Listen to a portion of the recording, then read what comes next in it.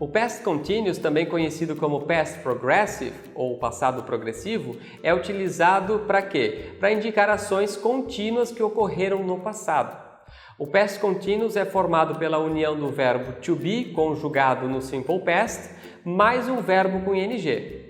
O formato do verbo to be no passado é muito simples. Was para os sujeitos I, he, she, it e o were para os sujeitos you, we and they.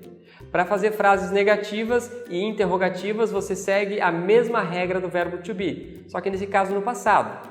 Ou seja, em frases negativas você utiliza o was mais o not, ou contraindo, ficando wasn't, e o were mais o not, contraindo weren't.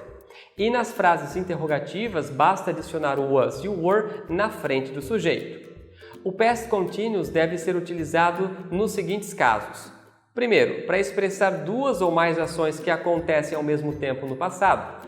Nesse caso é muito comum que a gente utilize a palavra while, que significa enquanto. Por exemplo, I was reading a book while he was watching TV.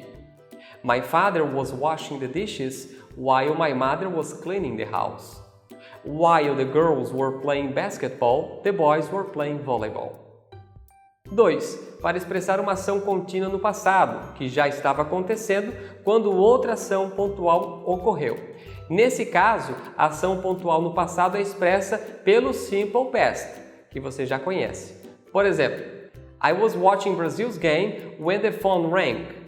We weren't talking when the teacher arrived. Was she studying when somebody invaded her house? 3. Para expressar uma ação contínua habitual que ocorria no passado. Nesse caso, geralmente são utilizados advérbios de frequência como constantly, often, rarely, occasionally, weekly, monthly, yearly. Por exemplo, he was constantly owing money to his friends. She was often asking for help. They were always making the same mistakes. 4. Para estabelecer uma relação temporal entre uma ação contínua que ocorreu no passado e o momento presente.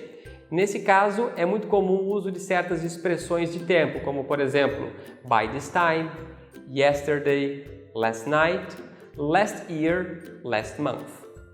Por exemplo, by this time last month, we were celebrating his graduation. She wasn't wearing a dress yesterday. Were you living in Miami last year? Espero que tenha compreendido como utilizar o past continuous e, precisando, fale conosco. Bye!